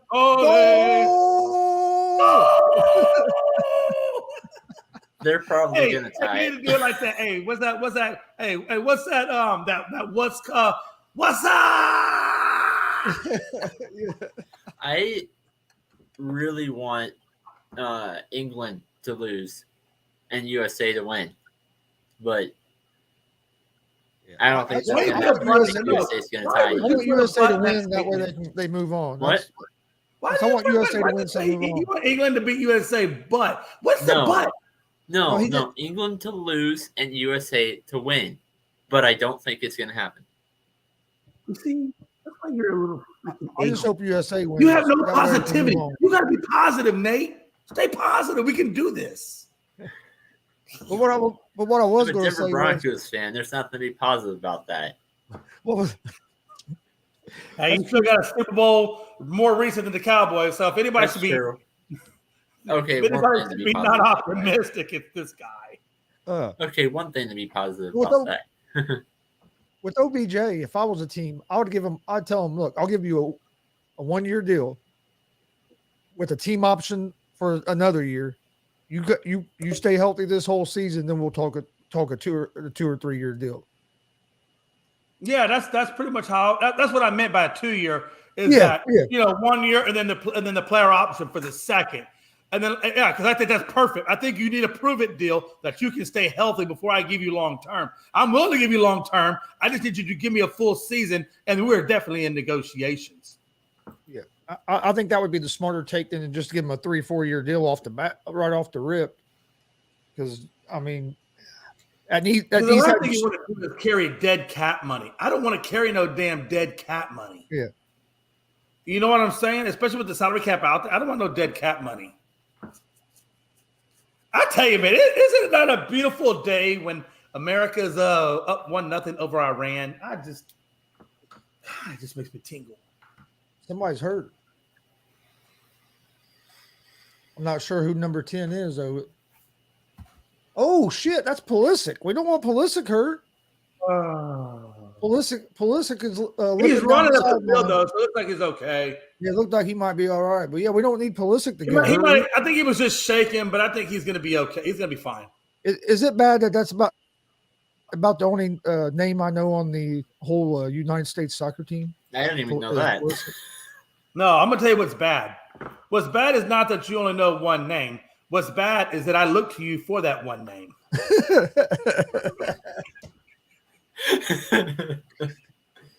Hey, watch this. I'm gonna tell you. I'm gonna pull a Rob Scott. Hey, watch this. We be talking football, baseball, basketball, no problem. Y'all start talking soccer, they'd be like, "Hey, listen. If it's not in my notes, I don't know what I'm talking. I'm just saying, whatever. It is what it is, man." But no, hey, but again. Wow. Wait, hey, Nate, what do you think about the? I got a question for you. I got a question, Gonzo. I got a question for you. What did you think about Saturday and his excuse for clock management in that game with Pittsburgh? I'll be honest with you, I haven't heard what he said about the clock management yet. Well, he was just I think he was trying to basically he was trying to explain the use of not using Jonathan Taylor enough for clock management. So the Nationals coach Jeff Saturday explained Monday night why he elected not to use timeouts during Indy's final drive of the game and a 24-17 loss to the Pittsburgh Steelers. He says coming out of the 2-minute warning, the Colts quarterback Matt Ryan was sacked for a loss of 7 and then scrambled for 14 on second, leaving him a few yards short of the first. And they're basically asking him, well, Jeff, why didn't you call the timeout when you're only a few yards from the first and you're getting close to the scoring position? And that's what that was what it was pretty much all about. Because they felt like he should have been using timeouts more. Yeah, I didn't have a big deal with the timeout usage. I had the big deal with the Jonathan Taylor usage. Because I kind of understand what they were trying to do with the clock. You wanted to try to you have to score, but you also didn't want to leave a bunch of time for them to have to score after you. But the problem was you had over 3 minutes and you had your 3 timeouts. You should have, for one, you run the ball with Taylor more. And for two, I put my foot up Matt Ryan's ass for not getting that first down. And I felt like he definitely could have got that first. In that situation, you don't slide. In that situation, and it looked like he could have got the first down pretty damn easy, really. There was guys, maybe 5 yards from him, and he only needed another yard or two. Right. And again, he slid with maybe 1 or 2 yards from the first. Yeah. If I'm him, I'm diving. I'm going to go head for it. I'm going to dive for that damn marker. And I don't understand why he chose to, slide, which gives up the first versus a dive or whatever. Sometimes you got to take a hit. Take a hit to get that first. Show some damn intensity. Yeah, if I was Saturday, I'd have put my foot up his ass because that to me that was one play that really hurt the Colts. Yeah, I agree. That was a dumb decision, but I'm a Broncos fan. So, but I think, I don't know. I kind of understand not trying to use your timeouts, trying to run some of the clock down, but your first priority has to be score. And if you're not moving the ball, you got to start. You're not moving the ball fast enough. You got to start using those timeouts to give you enough time to score that touchdown. But my biggest gripe was we come out. And what do? Start throwing the ball. It's like, yeah. Let me ask you this though. But when you watch that play, where like we talked about, where Matt Ryan, slid rather than dive or take the hit and scramble as hard as you can for the first, do you think that showed a lack of heart on his point? Like he just doesn't have the heart to fight like a warrior on the field? I don't know if it was that or if it was more of he didn't pay attention to where the first down marker was. Well, if that's the case, I don't want him on the damn field because if you don't know what the damn first down marker is, how are you going to lead me to victory? But to your point, if I'm one of his teammates, I'm probably looking at him some kind of way like, hey, dude, you could have got that first down for the team and you chose not to. Bro, when I saw him do that, you know what the first thing that came to my mind was you ever seen that movie Replacements? When Bartosz slides and that old man that owns the team's up in the press box, he's looking at Gene Hackman going, did you see that Bartosz slide? What a pussy. I love Replacements. That movie's great. Dude, I love that movie too. And they say, well, what's it take to win a championship? And he's like, hot. Miles and miles of hot. And that's when the Falco shows up. And I'm like, Falco! I'm wiry. I'm wiry. I love the leg, man. But my favorite scene, I don't care what anybody says, my favorite scene is when they're in the jail and they start singing I Will Survive. I was like, hell yeah, let's go, baby, all day. The coach walks down the stairs and everybody stops for the one guy. Yeah, I love that movie. What you say, man? That was the best. Hey, that was the best scene of the whole damn movie. Was that one scene? It was crazy.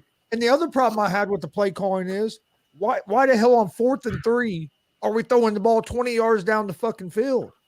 Get the first down. Yeah, I didn't understand that either. I really honestly did not understand that. And then if you're going to run the ball and you're 2 yards out, why, and again, you got like 30 seconds, whatever it was, or a minute left in the game. Why are you going to go straight? They always go straight up to the damn middle. Why not do a sweep to the out left or the right? Or even I just don't get that.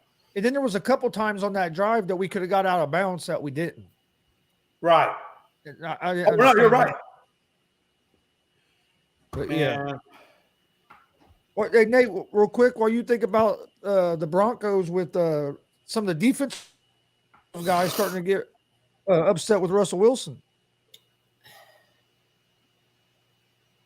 At this point, I'm more paying attention to the players that I like than the actual team that I like. Nate done threw in the towel. But I think at some point, to Nate's credit, I mean, that's kind of what you kind of have to do. I think if you're the Denver Broncos, you need to look at your team, from the quarterback all the way down to the punter and be like, okay, who can we build this team with? And then after you kind of come to that conclusion, well, first of all, you need to fire Hackett and get him out the door. You need to bring in a coach that you feel like you most resonate with, rather than a coach that you thought could get you a quarterback and it didn't come to fruition. You need to get an actual coach you think can build the culture of winning back in that team. And then once you get that coach settled on, then you can start evaluating your roster and start trimming the fat. And then you may have to go through a little rebuild to get back to where you wanted to be. Sometimes you got to do it. Yeah. Yes, I'm still waiting for the Cowboys to let go of McCarthy's ass. God, Sean Payton. We're not getting rid of You're not getting rid of McCarthy this season. Oh no. Well.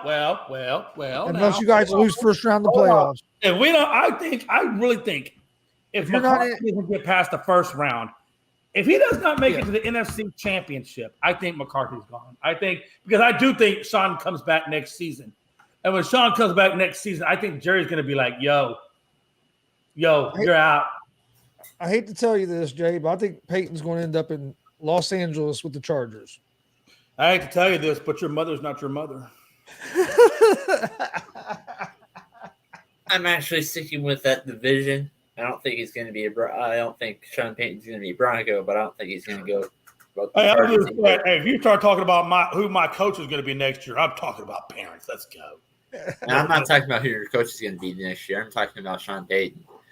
No, I don't know where Sean's going to go. I don't even think Sean would even. Wait a minute. I don't know that. I think he's going to be a Raider. Hold on. You think he's going to go to the Raiders? Yep. Ooh, that's a different choice.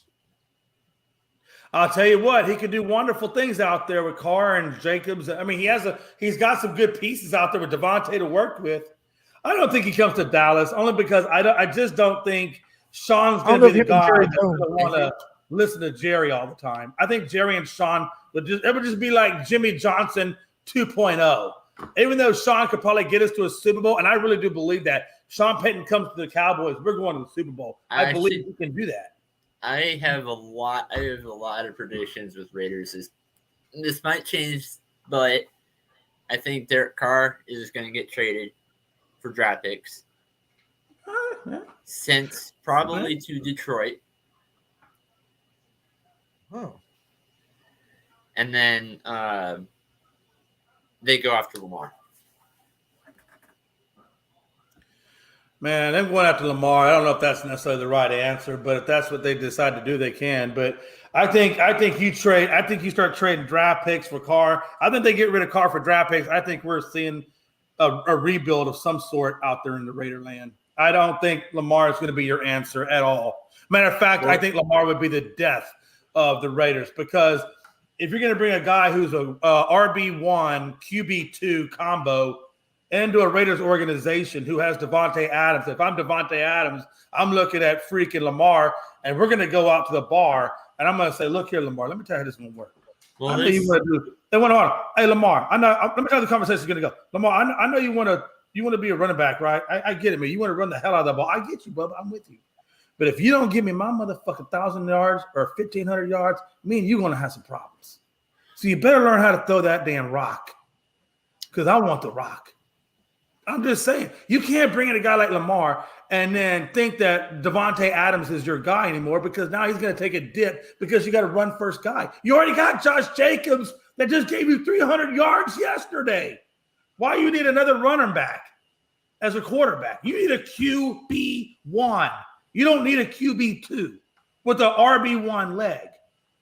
I mean, I get that, but like other than Mark Andrews, like I can't really name. I mean, I can, but I can't really name other the weapons that he has. You put him there. Devontae Adams is but there. Nobody wants to play with him. No wide receiver one wants to go play with Lamar.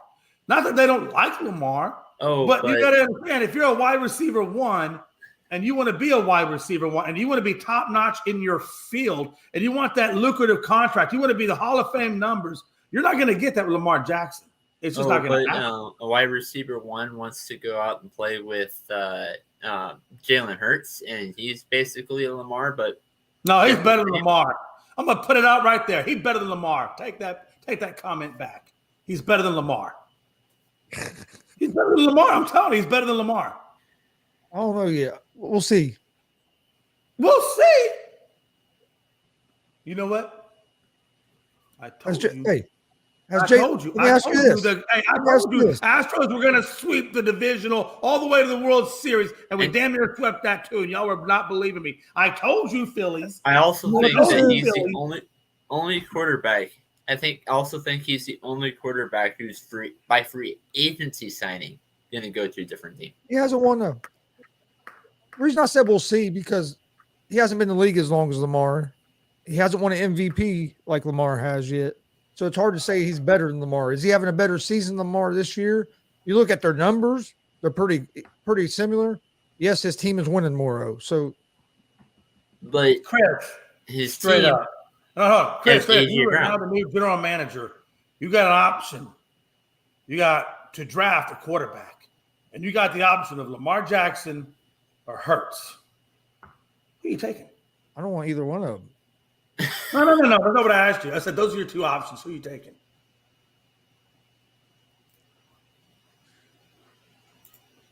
Depends on the rest of my team, but I would, because like I said, their numbers are real close. They're similar players. To answer your question, man, I probably because he's cheaper. Unless your name is Gonzo, hold your horses. I'll give you the same question. Okay, we'll get to answer. Actually, I'm going to change it. I would probably go with Hurts just because he's younger. And you got to and okay. So as a reframe question, Nate, well, you can give me your answer, and then if it is Lamar, I want you to tell me who in the league is going to give Lamar Jackson the contract for which he's seeking. Well, I can answer that second one. It's probably going to be the Raiders. But the first one, to answer your first question, I would go with Hurts because he's cheaper. Well, that's true. Right now he isn't. But it's not that he has a better record right now, and he's the key responsibility of that record. Oh, or was it the fact that he went to the playoffs in season number 1? Oh, that's a lot to ponder, isn't it? I went to the playoffs my first season. I got the best record in the NFC. I got the best record in the NFL. Yeah. But here's my I'll tell you what you do with your MVP regular season trophy. You can put it over there with Aaron Rodgers, okay? Lamar Jackson has been in the playoffs, and if you switch Jalen Hurts and Lamar Jackson right now, I think the results would be the same. Yeah, Eagles will still have the same record they have. And Baltimore would be about the same. I mean, that's easy to say, right? And Nate, it's easy to jump on that bandwagon and say that, but I don't think that's necessarily the case. But again, you wouldn't know that unless you actually did it, right? I mean, that is the true litmus test, right? It's a bunch of opinions until we know for sure. I will say this though. Hey, I tell you, man, that hurts, man. Hey, I would take Hurts. I like Hurts. I think he's doing a phenomenal job dealing with an A.J. Brown as a veteran, dealing with the Devontae Smith, dealing with Miles Sanders and getting all these guys involved, doing what they're doing. Come on, fly, Eagles, fly. And I'm not even an Eagles fan. I freaking hate the Eagles. I wish they just burn in hell. But unfortunately, I have to deal with them as part of my division. You know what I'm saying? but the unbiased side of me can see that nobody's going to give Lamar what he wants. Nobody. Hey, I'm not a fan of the Ravens or the Eagles. So, but that's not true. I saw you at a game once. You can't deny. I saw you with the disguise on. It's not true. I got photo evidence. Hey, I'm you messing. can see right here. You can see right here for my favorite two players. Curious. I just need one more player on this shirt, and I'd have my three favorite players. Pete Rose is the only one missing, but Reggie Miller, Peyton Manning. For some reason, okay, so I actually, funny story, I got a bunch of shirts in the mail the other day. All but one of those shirts was a Broncos shirt. Wow. The one that wasn't a Broncos shirt was a Peyton Manning Colts jersey. I just got a Jonathan Taylor jersey for my birthday from my son.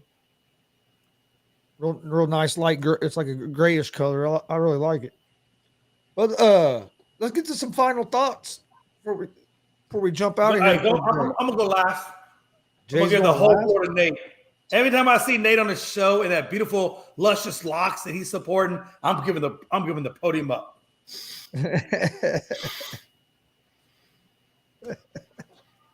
Nate, yeah. He's bobbled right now by luscious locks. This year has been a weird year.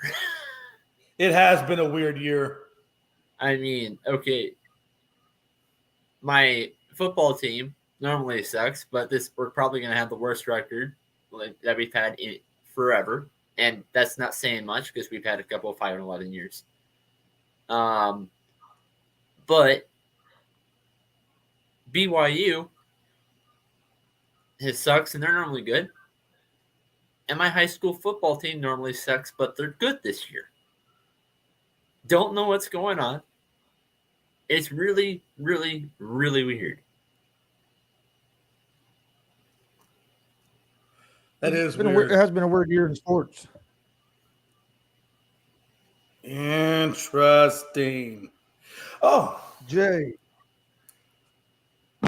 It's going to be short and sweet and to the point. Jalen Hurts, 2,560 yards, 17-3 picks, 105 QBR. And then I look over Lamar Jackson at 22-31, 17 touchdowns, 7 interceptions, and a 60.9 QBR. Do with that information as you will. Gonzo?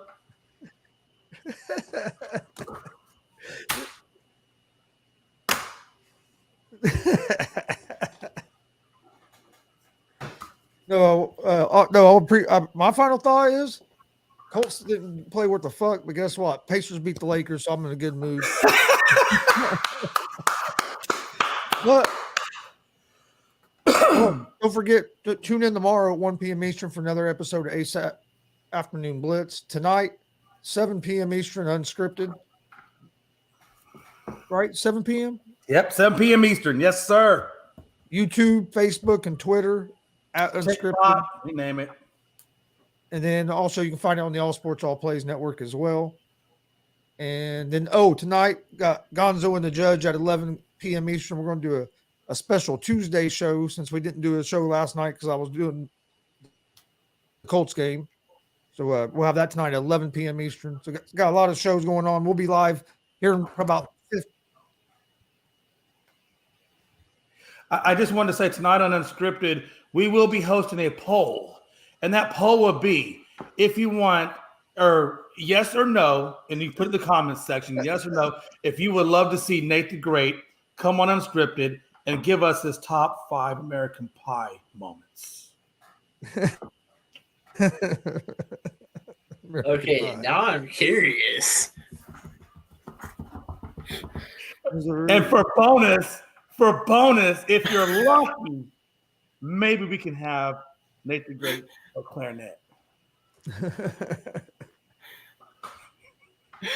Oh my gosh. More to follow. Hey, all I'm saying is more to follow. Son of a. Oh, never mind. That's their own game. Yeah, I'm about to say that's their own game. I know what they're looking at. I saw a different color kicking a goal. I was like, oh shit.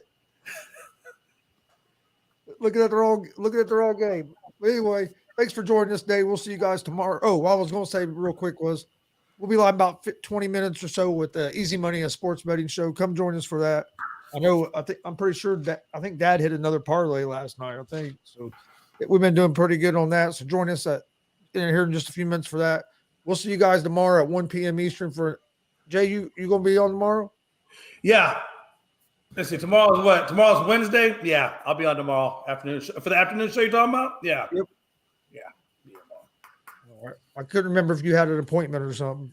No, that's not till Friday. Friday. Okay, it's Fridays you have the appointment. Yeah. All right. I will be here bright and bushy till Nate. Well, you may want to come on Unscripted Thursday. I need an answer. Not now.